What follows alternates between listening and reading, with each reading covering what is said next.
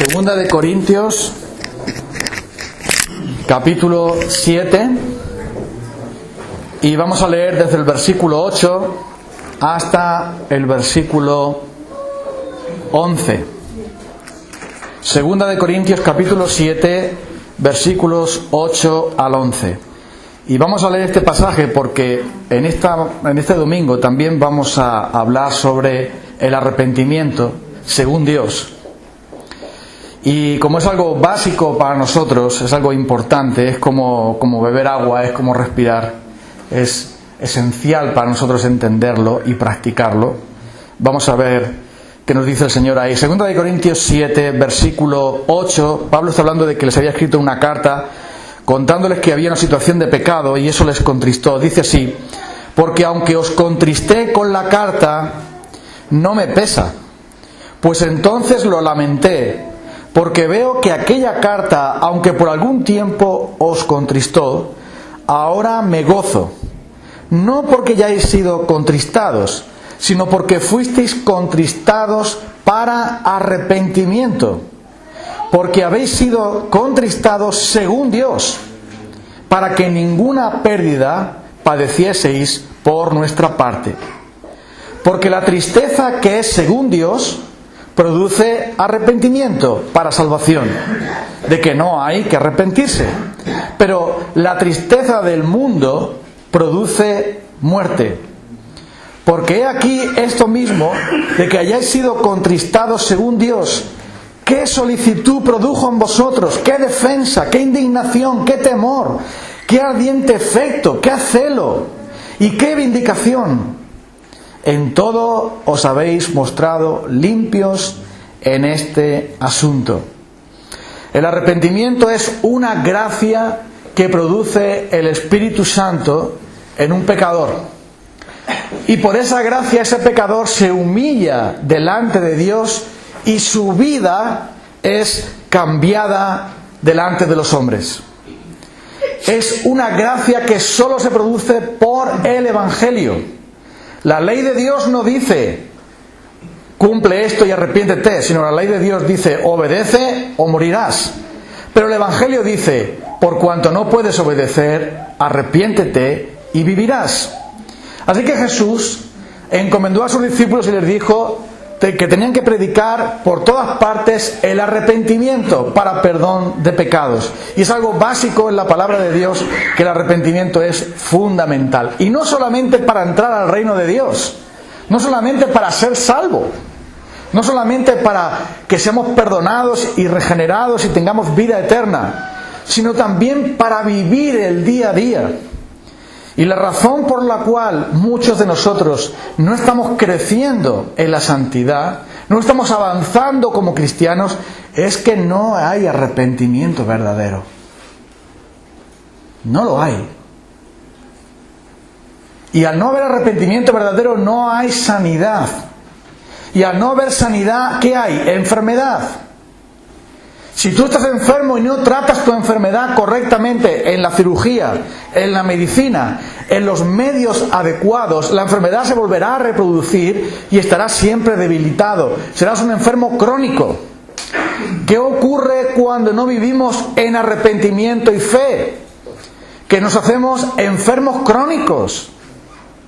Estamos debilitados y enfermizos. Porque no estamos practicando el arrepentimiento para con Dios, que trae vida y renovación. Ahora bien, el arrepentimiento se produce, y lo vamos a ver ahora, vamos a abrir el prospecto de la palabra de Dios, igual que en el prospecto de la medicina te dice la composición y también te dice cómo emplear un medicamento, así Dios nos dice en su palabra de qué se compone el arrepentimiento, cómo funciona y cuáles son sus efectos. Y por supuesto, la composición. ¿Qué lleva el arrepentimiento? Pero mira, en primer lugar tenemos que reconocer que el arrepentimiento se produce no porque lo fabriques tú, sino se produce por la acción de la palabra de Dios, número 1, por la acción del Espíritu de Dios, número 2. Tú bebes agua, y el agua ¿de qué está compuesta? De hidrógeno y de oxígeno. Pero si no están el hidrógeno y el oxígeno juntos, no hay agua. ¿Sí o no? Oxígeno e hidrógeno juntos, H2O, produce agua. Y el arrepentimiento para con Dios tiene dos ingredientes, es decir, se produce por la acción de dos cosas, no ingredientes, lo miraremos después. Se produce por la acción de dos cosas combinadas: la palabra de Dios y el Espíritu de Dios. Sin ellos no hay arrepentimiento. Y esto está claro en la Biblia, porque cuando el apóstol Pedro predicó a los judíos y les dijo: vosotros habéis entregado a Jesús, que Dios le ha hecho Señor y Cristo, y vosotros lo entregasteis y lo matasteis, ellos se compungieron de corazón, se entristecieron, sus corazones fueron traspasados por esa palabra y dijeron: varones hermanos, ¿qué haremos? Y el Señor, a través del apóstol Pedro, le dijo: arrepentíos. Pero ves, ¿por qué ellos fueron compungidos en su corazón? ¿Por qué fueron afectados en su corazón? ¿Qué pasó en sus entrañas? ¿Qué pasó dentro de ellos? Que oyeron la palabra del Evangelio. Y la conclusión del apóstol Pedro: vosotros sois los culpables y debéis reconocerlo. Luego entonces, no hay arrepentimiento sin Evangelio. Y allí donde no hay Evangelio, no hay arrepentimiento, hay otra cosa, lo que tú quieras. Religión, lamentación, penitencia, lo que tú quieras, pero no hay arrepentimiento sin Evangelio. Y el otro ingrediente o la otra base del Evangelio es el Espíritu de Dios. Porque no es suficiente con estar convencido de algo. Tú puedes estar convencido de algo en tu mente y tu corazón no reaccionar. Tú puedes estar convencido de que hay hambre en el mundo, pero no reaccionas, no haces nada para evitarlo. Yo estoy convencido de que en el mundo hay hambre, pero ¿hago algo por remediarlo? Hay una diferencia entre saber algo en tu mente, decir: es verdad, en el mundo hay mucha hambre, pero tú puedes hacer algo para que una persona no tenga hambre. ¿Por qué no lo haces? Porque se queda aquí y no hay nada aquí. ¿A que sí? Y eso pasa con las personas que oyen el Evangelio, pero no hay ninguna reacción, porque el Espíritu de Dios no los ha movido, sus corazones están muertos. Y es por eso que cuando Jesús dice: yo me voy a ir, voy a enviar al Espíritu Santo, y cuando venga el Espíritu Santo, ¿qué va a hacer? Convencerá al mundo de pecado, de justicia y de juicio. De pecado por cuanto no creen en mí. De justicia porque el príncipe de este mundo ha sido juzgado. Y de juicio, ya sigue diciendo también, porque el príncipe se pasa echado fuera, en fin, etc. ¿Qué es lo que hace el Espíritu Santo? Persuadir eficazmente a alguien de que necesita arrepentirse. Es alguien que persuade. La palabra de Dios, cuando habla de un abogado, o en este caso del consolador, esta palabra que aparece ahí, se refiere a alguien que persuade a otro para que haga algo. Cuando dice que el Espíritu Santo va a convencer al mundo, quiere decir que la obra del Espíritu Santo consiste en que esa palabra del Evangelio que tú oyes, ese llamado al arrepentimiento, el Espíritu de Dios te convence, te persuade en tu corazón de que hagas tal cosa y finalmente la haces. Pero si es una persuasión del Espíritu, todo se queda aquí, entra por aquí y sale por ahí y ya más nada. Pero cuando el Espíritu de Dios persuade un corazón, esa palabra entra y el Espíritu de Dios mueve ese corazón, lo despierta y lo sacude. Y dice, y pasa como esos hombres que dijeron: varones hermanos, ¿qué haremos? Porque fueron, ¿qué? Sacudidos en sus corazones por el Espíritu de Dios.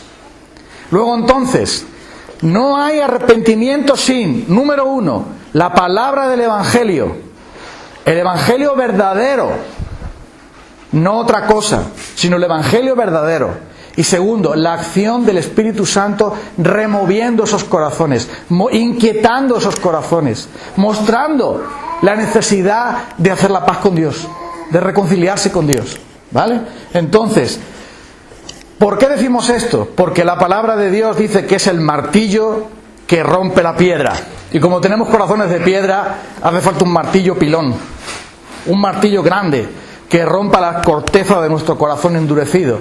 Y también dice que la palabra de Dios es como fuego. El fuego derrite todo lo que está duro. El metal más duro, el fuego hace que sea maleable. ¿Por qué? Porque el fuego lo ablanda.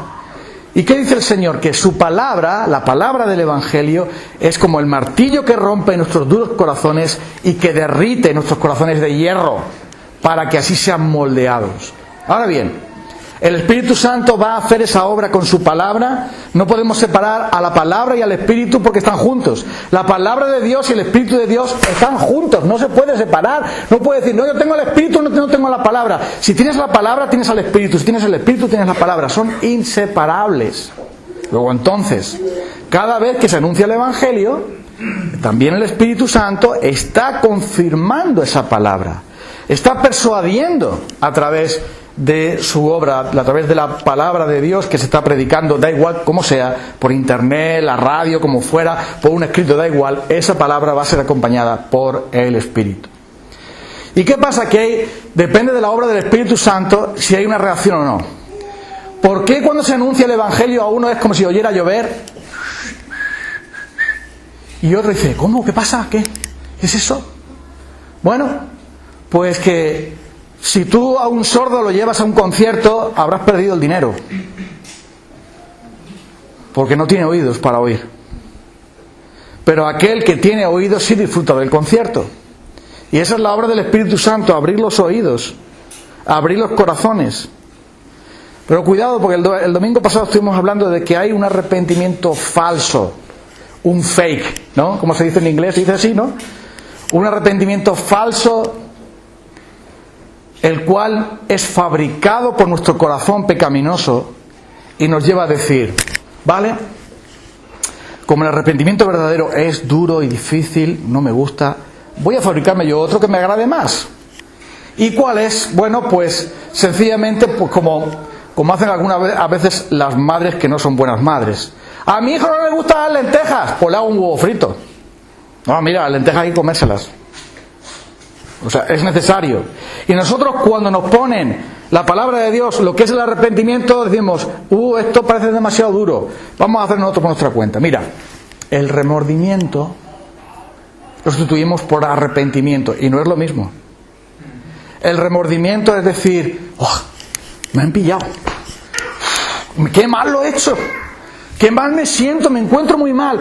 ¿Quién tuvo remordimiento y no arrepentimiento? Un tal señor Judas, el Iscariote. Cuando se dio cuenta de que Jesús fue para la cruz, dijo, yo me he pasado, yo no quería que Jesús fuera para la cruz, yo que le regañaran y eso sí, pero... Y devolvió las 30 monedas. ¿Qué te parece? Tenía tal amargura en su corazón, tanta desesperación, que devolvió el dinero. Él le entregó a Jesús por dinero, entre otras cosas, pero después devolvió el dinero. Tú dices, ya se arrepintió Judas. Mira, Judas ya, fíjate que bien, ha entregado sangre inocente. ¿Es verdad o no? ¿Es verdad que entregó Judas sangre inocente? Claro que sí. Echó las monedas ahí. Algunos dijeron, este dinero es para... vamos a comprar un campo para enterramiento, porque como este dinero que fue dado para entregar sangre, fíjate la hipocresía de aquellas personas diabólicas. Pero Judas, remordido por su conciencia, ¿qué hizo después? Fue a Jesús para pedir perdón, ¿verdad? ¿Fue eso, no, lo que hizo? ¿Qué fue lo que hizo? Porque el remordimiento conduce a la desesperación, a la depresión, conduce a otras muchas cosas, pero no al arrepentimiento. El remordimiento no va al arrepentimiento. Esa carretera no funciona. Esa carretera se corta, no la cojas. El remordimiento es algo fabricado por tu carne para no arrepentirte. Dices, bueno, pues la verdad es que lo hice mal, me di cuenta de que estoy equivocado. Y la Biblia está llena de ejemplos de personas con remordimiento sin arrepentimiento. Así que, cuidado, no lo confundas. Y el otro ingrediente falso es la resolución. La decisión basada en la carne, la decisión basada en tu propia fuerza humana de que, oye, he pecado, esto está mal, pero desde mañana ya no lo hago más. Eso no funciona y lo sabes. Venga, hombre, todos hemos hecho eso y no funciona. Y muchas veces cuando se consigue cierto éxito con un pecado, no se hace por arrepentimiento, sino se hace por cambiar un pecado por otro. Me explico. Pensemos en una persona que ha estado mucho tiempo, como he conocido a alguien, que abusando del tabaco y tal, y se puso muy mal, casi se muere. Y el médico le dijo: usted puede elegir entre dos cosas, o el cigarro o la vida. Si usted elige el cigarro, va para la tumba. Si usted elige la vida, tiene que dejar el cigarro. Pues esa mujer no dijo: ay, he pecado contra Dios, dañando mi cuerpo que es templo de Dios. Ay, lo he hecho muy mal. No, ella dijo: no, yo quiero vivir para ver a mis nietos crecer. Y dejó el tabaco radical. Y hablé con ella y dice: no, yo ya fuera, cogí todo, lo tiré y tal, y ya no, bueno, para nada, yo odio el tabaco. Pero no hay ningún arrepentimiento en eso. Solo hay una solución, o sea, una decisión humana de dejar ese vicio, porque ese vicio estaba matando a ella. Y muchas veces hay personas que, y también los cristianos, que como no, ay, esto lo voy a dejar. Pero cambias ese pecado por otro pecado. El rey Herodes hizo muchas cosas buenas porque se daba cuenta de que estaba equivocado. El rey Herodes en los tiempos de Jesús. Pero a su cuñada, como su cuñada le gustaba acostarse con ella, pues seguía acostándose con ella. Y es así. Somos expertos en cambiar un pecado por otro. Oye, este pecado es muy grave, pero el otro no es tan grave. Voy a dejarlo. Eso no es arrepentimiento. Entonces ya sabes, el fake, lo que no vale, el arrepentimiento de cartón piedra, el arrepentimiento de plástico, no funciona. ¿Cuál es el arrepentimiento verdadero? Tiene 3 ingredientes, y espero que los podamos recordar. 3 sencillos ingredientes, por lo menos de recordar. No es remordimiento, no es resolución. El arrepentimiento verdadero, que es la medicina de Dios, tiene tres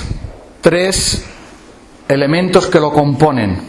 El primero de ellos, ver nuestro pecado con dolor. El segundo de ellos, confesar nuestro pecado y apartarnos de él. Y el tercero de ellos, mirar a Cristo para renovación y restauración. Es fácil, ¿no? Número 1, ver nuestro pecado y dolernos por él. Número 2, confesar nuestro pecado a Dios y apartarnos de él. Número 3, mirar a Cristo por la fe, porque arrepentimiento y fe van juntos, es como el agua, no se pueden separar. Mirar a Cristo por renovación, para renovación y restauración. Número 1, ver nuestro pecado. Ese es el gran problema que tenemos nosotros, que no nos gusta mirar adentro de nosotros. Es que no nos gusta lo que hay. Preferimos mirar a otro. Como decimos la semana pasada, el pecado de otros es así de grande y el mío es tan chiquitito. Uy, si no se ve, a ver. Porque es incómodo. Pero mira, el hijo pródigo, ¿por qué sabemos que se arrepintió? Porque volvió en sí y dijo: he pecado contra el cielo y contra mi Padre.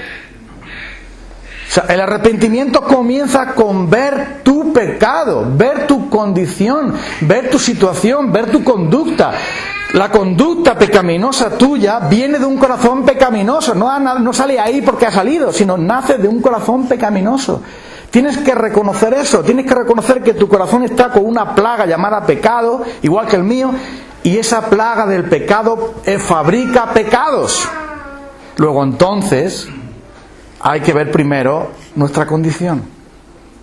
Y eso es algo que la Biblia muchas veces muestra, porque nosotros ocultamos eso.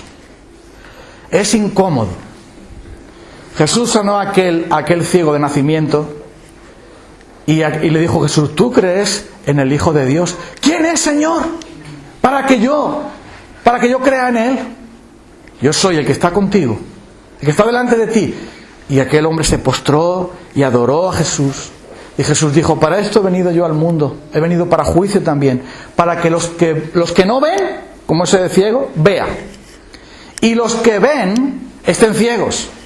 Y los fariseos se dieron por aludidos y le preguntaron: ¿acaso estás tú diciendo que nosotros somos ciegos? Y Jesús dice: si vosotros fuerais ciegos, no tendríais tanto pecado. Pero como decís, vemos, vuestro pecado permanece. Ellos, los fariseos, veían el pecado de todo el mundo y no veían el suyo propio.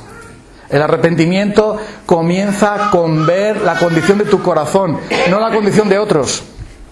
El arrepentimiento tiene que ver contigo, con tu conducta, con tus palabras, con tus pensamientos, con tus sentimientos, con lo que tú eres. Tiene que ver contigo, con mirarte a ti. No culpar a otros, no engañar a otros, no disfrazarlo, sino darte cuenta de tu necesidad. Por eso el primer ingrediente es eso, el ver tu pecado. En el libro de Zacarías, capítulo 12, 2 veces vamos a mirar este pasaje maravilloso. Como vemos que la obra del Espíritu de Dios es la de mostrar el pecado, denunciar el pecado, es revelar el pecado. Eso es una obra del Espíritu de Dios. En Zacarías capítulo 12, versículo 10, observa lo que dice aquí: y derramaré sobre la casa de David y sobre los moradores de Jerusalén espíritu de gracia y de oración. Es una pena que en nuestra versión Reina Valera no aparezca una E con mayúscula enorme, porque eso es una referencia al Espíritu Santo. No es el espíritu humano, no es un espíritu de no sé qué, es el Espíritu de Dios. Yo derramaré sobre vosotros espíritu de gracia. Ese es el Espíritu de Dios. El Espíritu de Dios también es un espíritu de oración. Entonces, lo voy a derramar sobre la casa de Israel, espíritu de gracia y oración, y mirarán a mí, a quien traspasaron. ¿Quién fue traspasado por nosotros? Jesucristo, ¿no? Mirarán a mí en que traspasaron. ¿Y qué pasará? Llorarán como se llora por su unigénito, afligiéndose por quien se aflige. O sea, ellos iban a ver su pecado. Es más, también lo dice el profeta Ezequiel en el capítulo 36, versículo 31, cuando habla también de que pondría el Espíritu en ellos. Versículo 27, haré que andéis en mis estatutos. Y miren lo que dice el versículo 31, Ezequiel 36, 31: y os acordaréis de vuestros malos caminos y de vuestras obras que no fueron buenas, y os avergonzaréis. ¿Ves? El ojo tiene dos funciones, por lo menos: ver y llorar. Pero si no ves, no lloras. Cuando tú estás viendo una película muy emocionante, ¿por qué lloras? Porque estás viendo lo que está pasando, el drama que está pasando y tal, lo que sea, y eso te conmueve. Si no ves tu pecado, no lloras por tu pecado. Pero aquí dice que el Espíritu Santo iba a ser derramado para que vieran el pecado, se avergonzaran de él y lloraran por él, se arrepintieran de él. Entonces, primero es ver el pecado. Y eso significa que tú y yo tenemos que pedirle al Señor que haga algo con nosotros, algo que no nos gusta, y es que nos haga una radiografía y nos diga dónde está nuestro pecado. Eso nosotros no sé si lo pedimos mucho, pero el Espíritu Santo está ahí como nuestro abogado para mostrarnos, como nuestro médico, para mostrarnos nuestro pecado, para que lo veamos. Al ver nuestro pecado, entonces tenemos el primer ingrediente. El segundo de ellos, del arrepentimiento verdadero, es confesarlo. Cuando nosotros vemos nuestro pecado, se tiene que producir una reacción. La reacción de dolernos por él. Sin ese dolor no iremos a Dios para confesarlo, ni apartarnos de él. Será como el ladrón que lo han pillado y reconoce cuánto ha robado, pero en el fondo quiere seguir robando. Claro, dice, sí, lo reconoce, sí, yo lo robé. Pero eso no le ha cambiado al ladrón. El ladrón quiere seguir robando cuando no lo pillen. El arrepentimiento trae siempre dolor, y el dolor es el trampolín hacia la confesión y hacia el apartarnos de él. Cuando algo te duele, te separas de eso, ¿sí o no? Si no te duele, no te separas. ¿Está claro, no? Si te duele el pie, dejarás de caminar. Si te duele la cabeza, tomarás una pastilla. Pero si no te duele, no vas a hacer nada. Si tú ves tu pecado, pero no te duele, dirás, hay otros peores que yo. Otros hacen cosas peores. Al final Dios es misericordioso y perdona a todo el mundo. Y te inventarás cualquier otra cosa porque en verdad no te duele. En verdad no consideras el pecado como lo que es.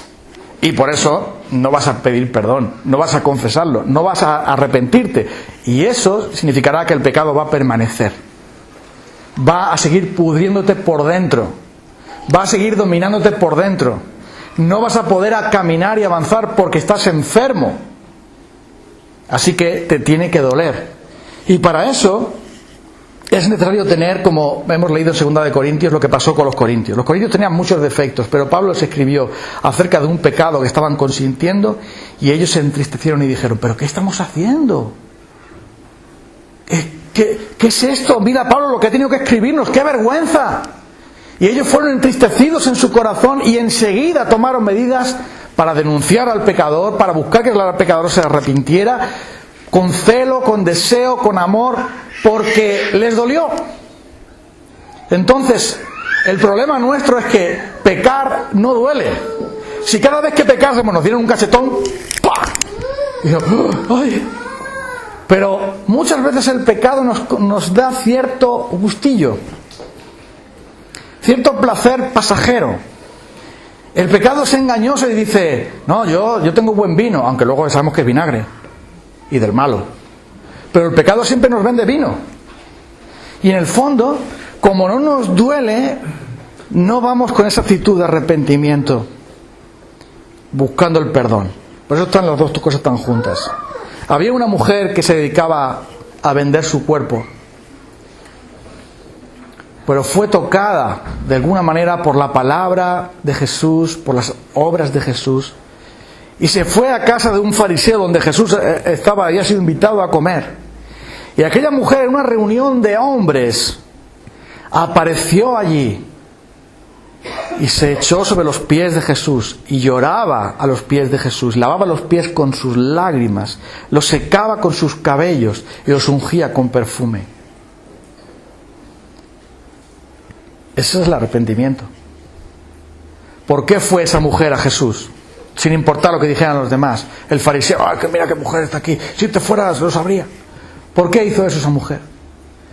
Porque le dolió su pecado y buscó en Jesús el perdón que finalmente obtuvo, evidentemente, por la fe. Le dijo, tu fe te ha salvado.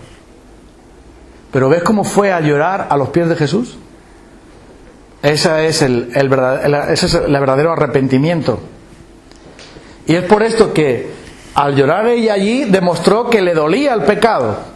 Tiene que haber un dolor de corazón, tiene que haber una tristeza sincera, sin la cual no iríamos a este segundo ingrediente que hemos dicho, que es confesarlo. Cuando tú sientes una gran presión, necesitas alivio. Cuando sientes una agonía espiritual, cuando sientes que estás bajo presión, quieres soltar esa carga. Cuando tienes una carga muy, muy fuerte que te oprime, quieres liberarte de ella. Y solamente hay una manera de hacerlo, y es ir al Señor, pedir perdón y apartarse del pecado. Mira lo que dice el libro de Proverbios 28:13.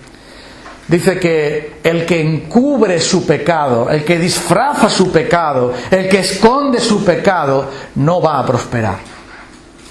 Pero aquel que lo confiesa y se aparta, alcanzará la misericordia.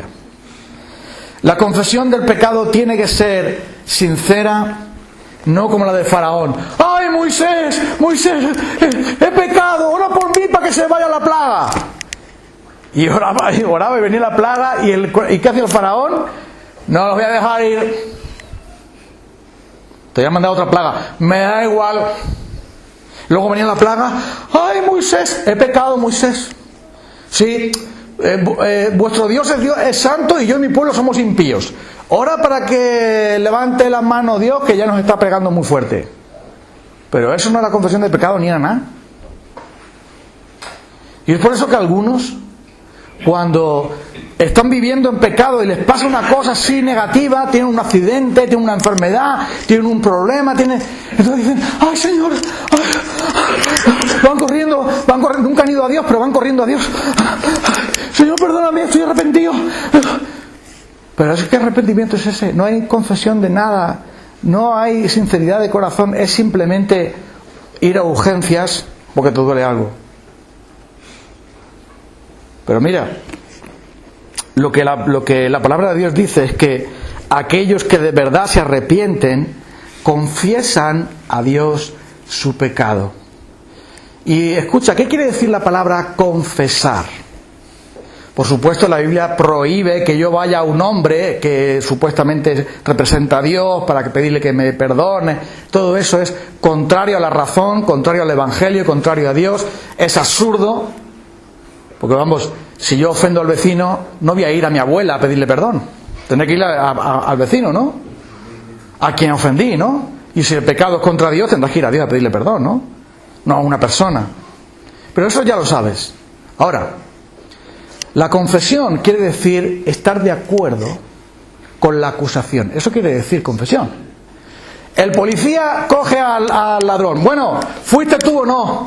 Bueno, fue un pajarillo que volaba por ahí. No, a ver. ¿Tú cogiste los 500 euros, sí o no? ¡Confiesa! Y cuando ya le presentan todas las pruebas, ella, el delincuente, dice: sí, fui yo. Confesión quiere decir reconocer el pecado con sus términos. No decir, bueno, Señor, en términos generales soy pecador, pero así como concepto general. Como todos somos pecadores y todos, pero yo soy menos pecador, cuidado, a ver, ¿qué más vas a creer? Cuidado, pero bueno, vamos a pedir perdón por el pecado, sí, como en términos general, como tal, como que yo pasaba por allí. Observa a uno que pidió perdón. Salmo 51, versículo 14. Líbrame de homicidios, Dios de mi salvación. No dijo David, bueno, Señor, perdóname mis pecados, tú sabes que yo soy débil, verás lo que pasó, es que me gustaba mucho esa chica. No, le dice, perdona mis pecados, límpiame de mi maldad, yo reconozco mis rebeliones, mi pecado está siempre delante de ti, he pecado contra ti. Y luego le dice, reconoce y nombra el pecado concreto, homicidio. No hay confesión de pecado si no hay confesión de pecado. No basta con que yo le diga al Señor, Señor, perdóname mis pecados. ¿Cuáles son? No sé, ya lo sabrá Él. No puede haber arrepentimiento y sanidad verdadera si yo no me detengo delante de Dios y digo, vamos a ver, Señor, ¿por qué le hablé mal a mi vecino? Porque tengo un problema de carácter, soy orgulloso. Y no me gustó nada lo que me dijo el vecino y yo le respondí mal. Luego entonces soy orgulloso. Y la palabra que salió de mí es pecaminosa, pero en mi corazón es orgulloso, necesito que me perdones por eso. Y después tengo que ir al vecino y decirle, discúlpame porque soy orgulloso. Y me enfado. Eso es confesión del pecado, amigo, amiga. ¿A qué no es fácil? Es imposible. ¿Que tú y yo hagamos eso? Venga, hombre, eso tiene que ser del cielo. Tiene que venir de Dios. Tiene que venir de Dios mismo, que tú y yo nos pongamos en oración y le digamos a Dios, Señor, soy egoísta, Señor, soy pendenciero, me gusta la pelea, Señor, soy un vago, Señor, soy un desobediente, Señor, soy un orgulloso, Señor, soy un mal hablado, soy un mal pensado, Señor, tengo un problema con este pecado y con el otro, estoy enganchado a lo otro. Que tú confieses eso delante de Dios. Tú y yo nunca haríamos eso.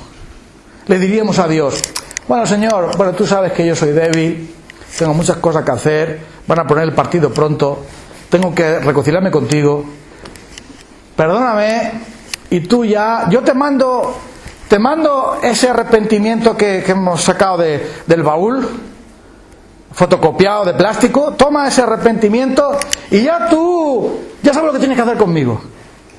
Así no funciona el Evangelio, amigo. Eso no es el Evangelio. Si no hay confesión de pecado, no hay sanidad. Yo necesito decirle al Señor, Señor, si yo me porté el otro día mal y acabé riñendo con mi vecino, con quien fuera, cualquiera que sea el pecado, ¿de dónde nació eso? De mi corazón orgulloso. de mi falta de oración, de mi falta de fe, o de lo que sea.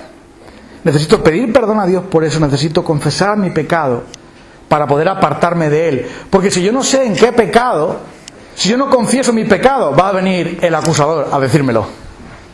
Claro. ¿Qué es lo que hace el diablo? El diablo acusa a los cristianos de su pecado. ¿Pero sabes por qué lo hace? Porque los cristianos no se acusan a sí mismos. Porque los cristianos no queremos reconocer nuestro pecado. Y por eso aprovecha el diablo para decir: que tú eres muy orgullosillo. Mírate ahí. ¡Qué buen cristiano eres!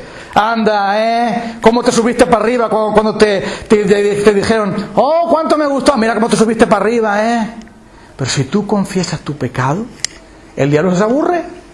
No tiene más nada que hacer.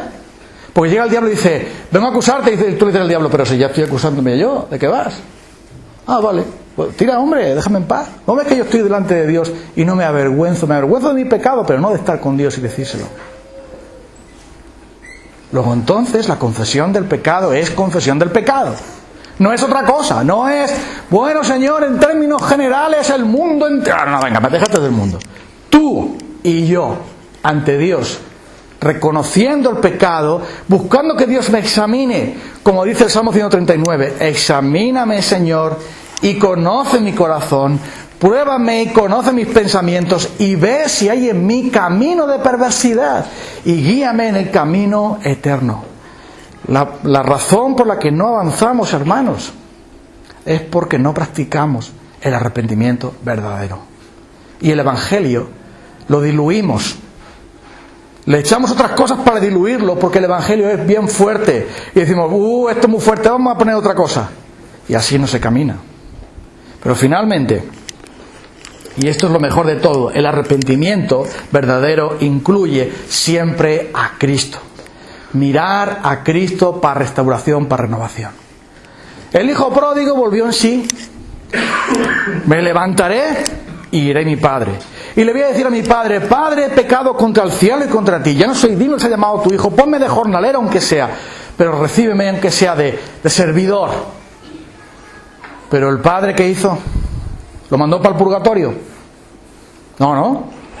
Se echó sobre su cuello, le abrazó, no dejó que terminara el hijo su discurso y le dijo: el mejor vestido para mi hijo, el mejor anillo, para el anillo de la familia, ponérselo otra vez, porque lo ha vendido en eso de que te compro oro. Ponle el anillo, el mejor vestido para él y el becerro mejor que estaba guardado ahí, y hagamos fiesta porque mi hijo estaba muerto y ahora está vivo, estaba perdido, ha sido hallado. ¿Por qué recibió el padre así al hijo pródigo? Porque el hijo pródigo practicó el arrepentimiento para con Dios, que incluye volver a Dios y volver a Dios de corazón. Luego entonces, si no damos el paso 1 y el paso 2, el paso 3 no funciona. Esta medicina tiene 3 ingredientes. El tercero no hay si no pasan por los otros 2. Luego entonces, aquí dice la palabra de Dios que es mirar a Cristo. Y ha leído antes al hermano Emi en la primera de Juan. Y esto es maravilloso lo que dice aquí, ¿no? Dice: si decimos que no tenemos pecado, nos engañamos a nosotros mismos y la verdad no está en nosotros.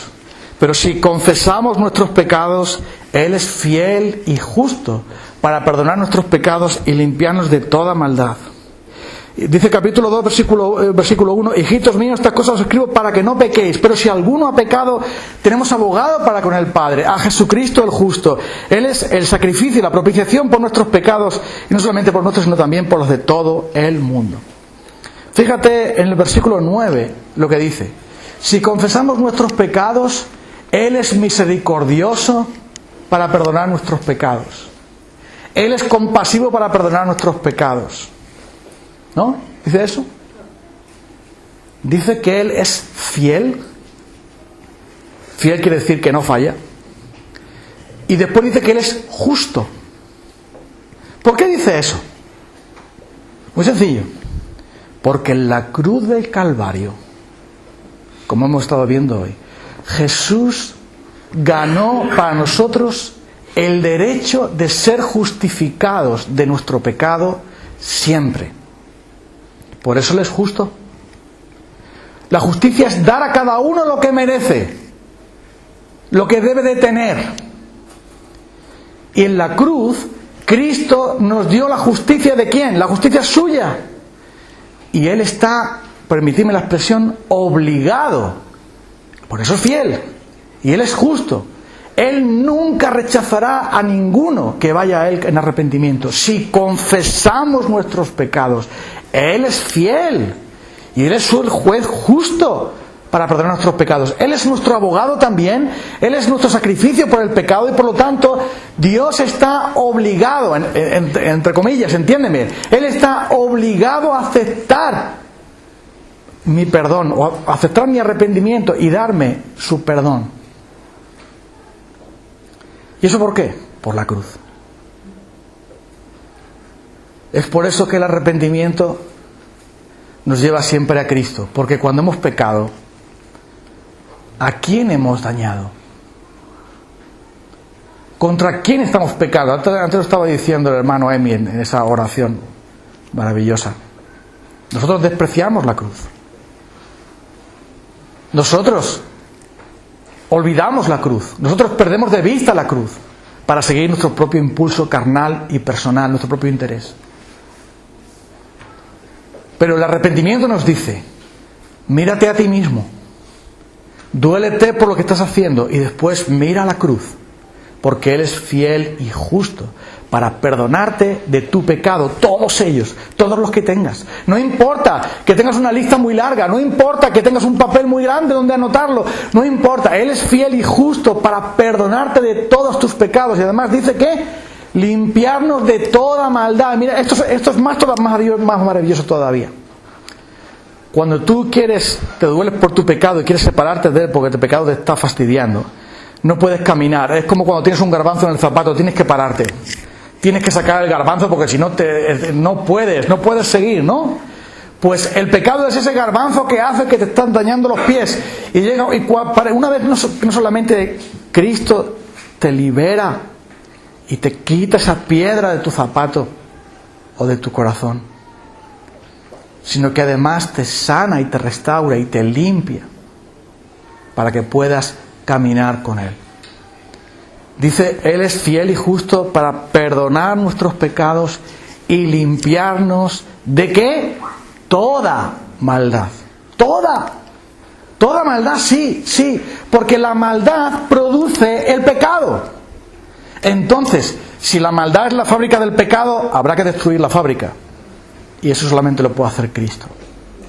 Su sangre derramada en la cruz nos da todo lo que necesitamos para tener la liberación en nuestras vidas. Por eso tenemos que practicar el arrepentimiento verdadero. El arrepentimiento para con Dios. Y la fe en el Señor Jesucristo. Y mira, quiero decir algo para terminar. Y es que el arrepentimiento verdadero, cuando lo practicamos, tiene dos partes igualmente, dos partes buenas, pero una es la mejor de todas. La parte buena es que al arrepentirte, utilizas la medicina de Dios, tomas la medicación del arrepentimiento, la pones en práctica, ¿vale? Posología, lo pones en práctica, lo que dice ahí. Composición, etcétera. Te tomas el arrepentimiento, lo practicas. Vas a ir a Dios y Dios va a sanarte. Dios va a restaurarte. Dios te va a dar seguridad. Dios te va a dar paz. Dios te va a dar gozo. Como David, devuélveme el gozo de tu salvación. Espíritu noble me sustente. Entonces los pecadores se convertirán a ti. Crea en mí, oh Dios, un corazón limpio. Renueva un espíritu recto delante de ti. Cuando practicas la confesión del pecado, el arrepentimiento verdadero, ves que el pecado te duele, te separa de Cristo y Él te sana. Él viene a ti y te abraza. Has rasgado tu corazón delante de Él. Has venido a Él con lágrimas. Has venido a Él arrepentido de corazón, buscando la pureza, buscando vivir con Cristo en comunión con Él. Y entonces Él se acercará a ti. Él tratará con tu corazón, limpiará tu mente, limpiará tu memoria, limpiará tus recuerdos, limpiará todo. Porque Él es experto en eso.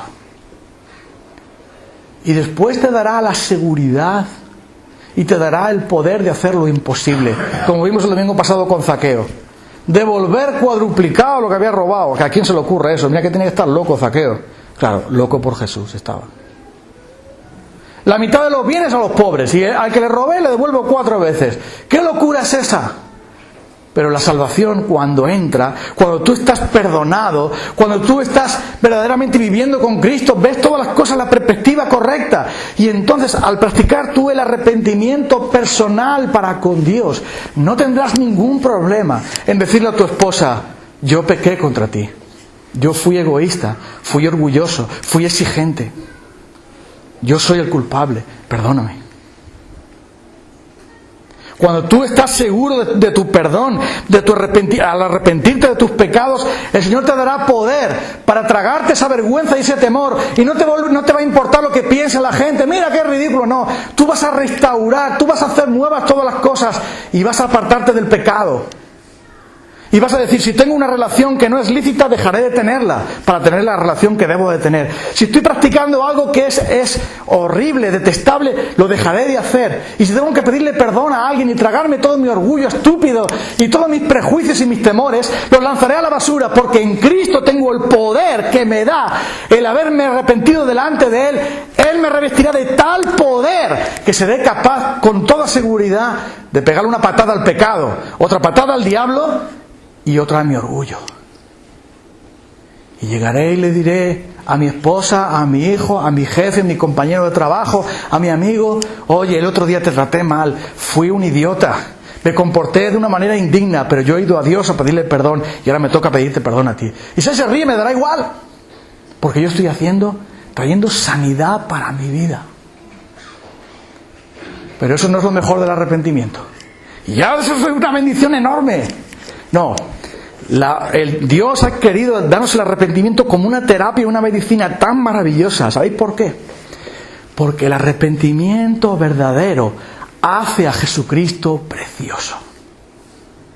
Hace que Jesucristo sea el amor de los amores, sea el más hermoso, lo más maravilloso, lo más grande, lo más increíble que te puedas imaginar. Porque cuando yo veo la miseria de mi pecado, todas las cosas que debería hacer y no hago, todas las cosas que no debería hacer y hago, cuando veo todo el pecado que hay ahí, la montaña de pecado que tengo delante de Él, y veo que Jesucristo baja del cielo por medio de su Espíritu Santo y viene y me restaura, me limpia, me perdona, me transforma. Él viene y hace todo eso para mí. Y por la fe y por la gracia, solo por venir a Él, y Él toca mi corazón de tal manera, entonces digo: pero qué Salvador tan grande eres. ¿Cómo es posible que seas tan maravilloso? ¿Cómo puede ser que me tomes así, que me trates así, cuando yo merezco que me eches al infierno, merezco que me excluyas de tu presencia para siempre, merezco ser como un labrador, merezco ser simplemente como un criado, no tu hijo? Pero Él viene y dice: ¿dónde vas, hijo mío? Ven aquí, tú eres mío.